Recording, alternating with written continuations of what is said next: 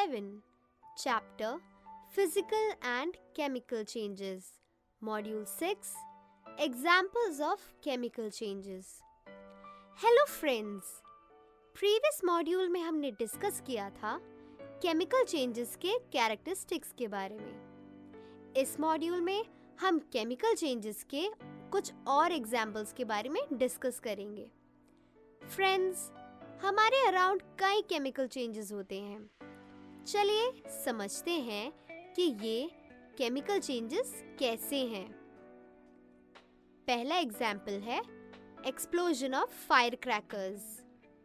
आपको पता है एक्सप्लोजन ऑफ फायर क्रैकर्स यानी पटाखों का जलना एक केमिकल चेंज है। क्यों?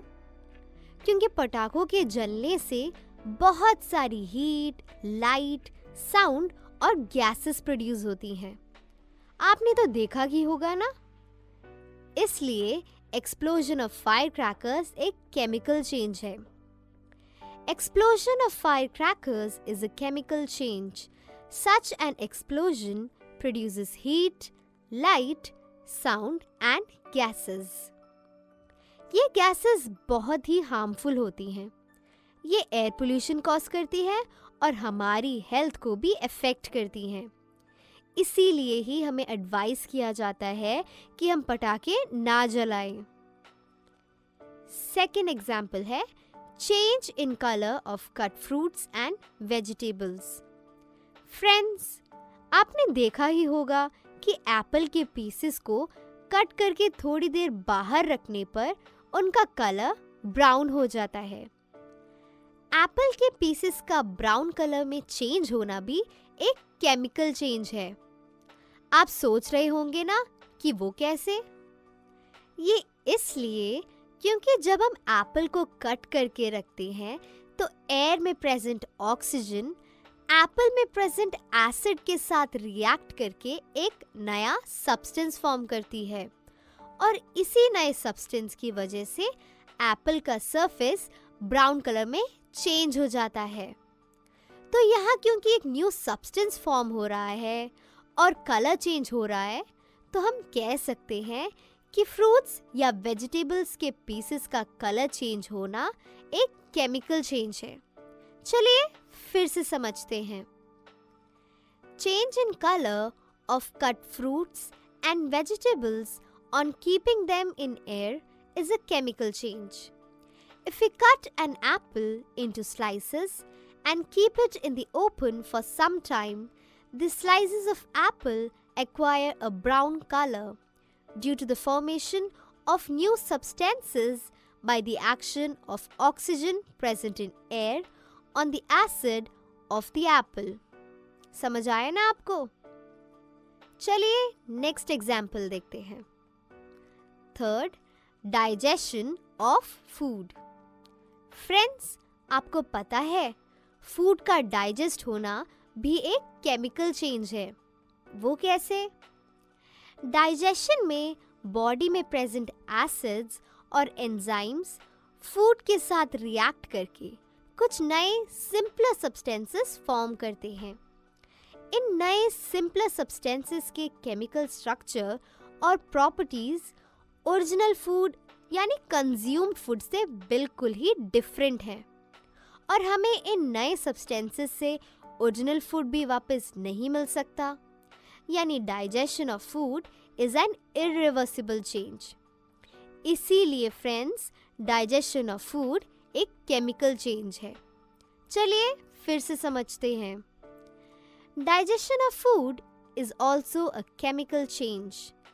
This is because it involves action of acids and enzymes on food that results in the formation of some new simpler substances having different chemical structure and properties. We cannot get food back from these substances. Fourth example, burning of candle. Friends, आपको पता है जब candle burn होती है तो physical change और chemical change दोनों ही होते हैं। वो कैसे? कैंडल को जब हम जलाते हैं तो उसकी वैक्स मेल्ट होती है ना। और मेल्टिंग ऑफ वैक्स यानी वैक्स का मेल्ट होना एक फिजिकल चेंज है। क्यों? क्या आप बता सकते हैं? क्योंकि मेल्टेड वैक्स के कूल होने पर वो वापस सॉलिड वैक्स में कन्वर्ट हो जाती है, यानी ये एक रिवर्सिबल चेंज है। So melting of wax is a physical change. On heating, candle's wax melts. It is a physical change. Since it again turns into solid wax on cooling, the change is reversible. So melting of wax is a physical change. पर candle के burn होने में chemical change क्या होता है? Friends, जब candle burn होती है तो फ्लेम के पास जो वैक्स है वो बर्न होकर नए सब्सटेंसेस फॉर्म करती है, जैसे carbon dioxide, carbon soot, water vapour, heat और light. So burning of candle is a chemical change. The wax near the flame burns and gives new substances like carbon dioxide, carbon soot, water vapor, heat and light. Friends, सिर्फ candle का burn होना ही नहीं, बल्कि किसी भी चीज का burn होना केमिकल चेंज ही होता है। Burning of any substance is a chemical change. Next example, breaking down of ozone. Friends, आपने एटमॉस्फेयर में प्रेजेंट ओजोन लेयर के बारे में सुना ही होगा, है ना? ओजोन लेयर हमें सन की हार्मफुल अल्ट्रावायलेट रेज से प्रोटेक्ट करती है। Ozone layer protects us from the harmful ultraviolet rays of the sun. कैसे? ओजोन लेयर इस हार्मफुल रेडिएशन को एब्जॉर्ब कर लेती है और खुद ऑक्सीजन में ब्रेक डाउन हो जाती है, यानी ओजोन ब्रेक डाउन होकर एक नया सब्सटेंस फॉर्म करती है। और ऑक्सीजन और ओजोन दोनों ही डिफरेंट होते हैं। Oxygen is different from ozone.